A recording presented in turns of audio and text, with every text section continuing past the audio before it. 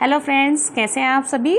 मैं astrologer doctor Neeta Manish Arora YouTube channel astrologer doctor Neeta Manish के नाम से आपके सामने ला चुकी हूँ, जिसको आपके द्वारा लाइक, शेयर और सब्सक्राइब किया जा रहा है और मेरा चैनल निरंतर उन्नति की ओर बढ़ रहा है। थैंक यू मित्र, धन्यवाद आपको बहुत बहुत। इसी प्रकार से अपना सहयोग बनाए रखिए। हम सब मिलकर इसी प्रकार से साथ चलेंगे तो कभी कोई समस्या रह ही नहीं जाती है।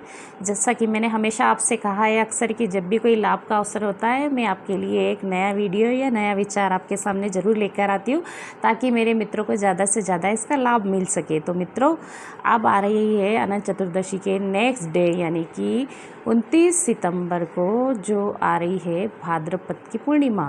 लेकिन मित्रों, आपको पता है ये 28 सितंबर की शाम को 6:50 से प्रारंभ हो जाएगी, जो 29 सितंबर को दोपहर के समय यानी कि 3:28 तक रहेगी। तो आपके पास जो एक अवसर पुनः आया है, जैसा कि हम माता महालक्ष्मी का पूजन करते चले आ रहे हैं, और यह अंतिम दिवस रहेगा जब हम गणेश जी की जो विसर्जन के पश्चात माता लक्ष्मी जी के लिए भी पूजन आराधन करेंगे और अपने लिए भरपूर इच्छाएं जो रखे हुए हैं वे सारी की सारी पूर्ण करने के लिए माता के पास अर्जी लगाएंगे और साथ ही करेंगे कुछ विशेष ज्योतिषी उपाय। तो मित्रों, इस भाद्रपद की पूर्णिमा जो होती है, इसमें हम गजलक्ष्मी की विशेष पूजा करते हैं, और जब हम पूजन करते हैं तब कुछ विशेष चीज़ों का ध्यान रखते हैं। जैसा कि मैंने आपको बताया है कि जब भी आप माता की स्थापना करते हैं मूर्ति की, जो कि हाथी पर विराजित है, अक्सर यह मिट्टी के जो है स्वरूप में या फिर चांदी के स्वरूप में, दोनों में ही उपलब्ध होती हैं। जैसी जिसकी श्रद्धा होती है, हर व्यक्ति माता को उस तरीके से मनाता है। तो मित्रों, आपको चावल की ढेरी को जो मंदिर में लगाना है, उसके पश्चात उस पर श्री यंत्र की स्थापना करना है। उसके बाद उस पर माता लक्ष्मी को विराजित करना है, और उसके पश्चात आपको क्या करना है, उसके पश्चात आपको यथा योग्य उनका पूजन और साथ ही अपनी पास जो पुराने सिक्के हैं, कौड़ी है, वह सभी आपको माता जी के आसपास रख देना है। और कमलगट्टे की माला समर्पित करें उन्हें, बताशे समर्पित कीजिए उन्हें, और माता लक्ष्मी के प्रिय फल जो हैं वह उन्हें समर्पित करें। घी का दीपक जलाएं और अपनी इच्छा को सामने रखते हुए खीर का भोग लगाएं। आप देखेंगे कि माता की अद्भुत कृपा का यह दिवस प्रारंभ हो जाता है। मित्रों, इस दिन विशेष रूप से किए जाने वाले उपायों में जो सबसे पहला उपाय आता है कि जब आप माता की स्थापना कर चुके हैं, उस समय आपको उनकी कथा करना है। उनकी कथा करते समय आपको हाथ में 16 चावल के दाने रखना है। 16 चावल के दानों को कथा पूर्ण होने के पश्चात किसी जल के अंदर डाल लेना है, जो जल स्वच्छ हो, यानी कि जो चंद्रमा को अर्घ के रूप में दिया जा सके। उस जल के अंदर वह 16 चावल के दाने आप डाल दीजिए और रात्रि के समय चंद्रमा को अर्घ देते हुए माता लक्ष्मी को स्मरण करते हुए अपनी इच्छा रखें और अर्घ दें। निश्चित रूप से माता आपकी इच्छा पूर्ण करेगी। दूसरा उपाय, इस दिन सत्यनारायण भगवान की कथा अवश्य करें। आप यदि किसी कर्मकांडी पंडित से करवा सकते हैं तो बेहतर है, नहीं तो स्वयं कीजिए।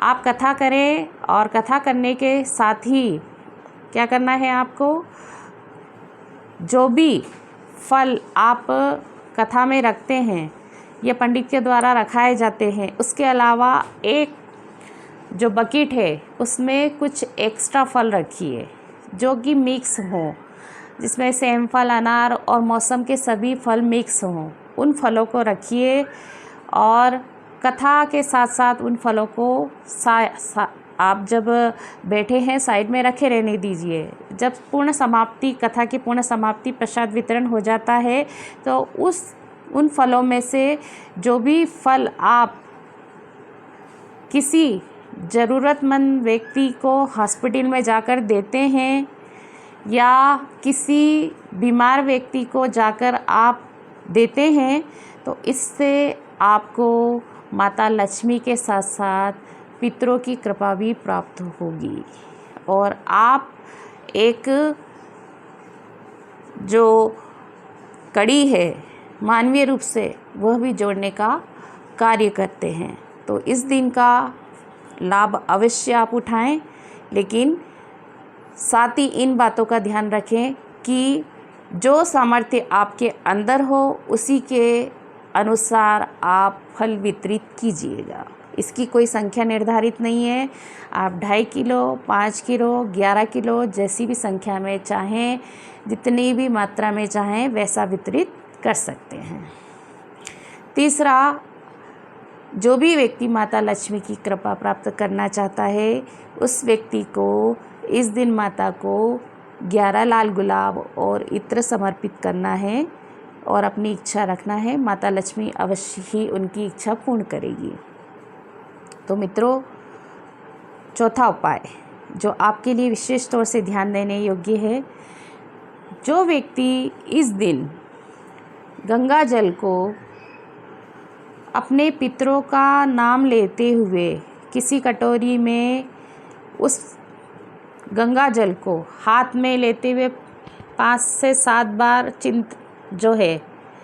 चिंतन मनन करते हुए अपने पितरों के नाम का और गंगा जल को कटोरी में छोड़ ले, और उस गंगा जल को जब आप चिंतन मनन कर लें, अपने पितरों से क्षमा मांग लें, उसके पश्चात आप उसको किसी पौधे में समर्पित कर दीजिए।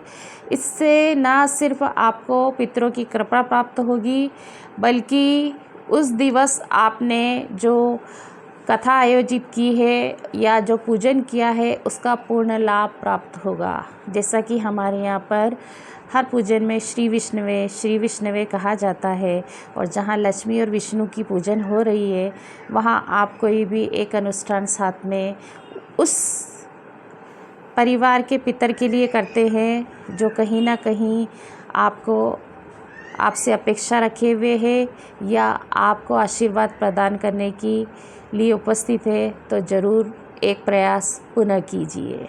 तो मित्रों, कैसा लगा आपको मेरा यह एपिसोड? मुझे अपने कमेंट्स में बताएं। मेरे वीडियो को ज़्यादा से ज़्यादा लाइक करें, शेयर करें, सब्सक्राइब करें, और याद है ना मित्रों, मेरी इनबॉक्स में अपनी कोई प्रॉब्लम है तो उसको ज़रूर लिखना है ताकि मैं आने वाले एपिसोड में उसको समेट सकूं। तो thank you very much friends, thank you.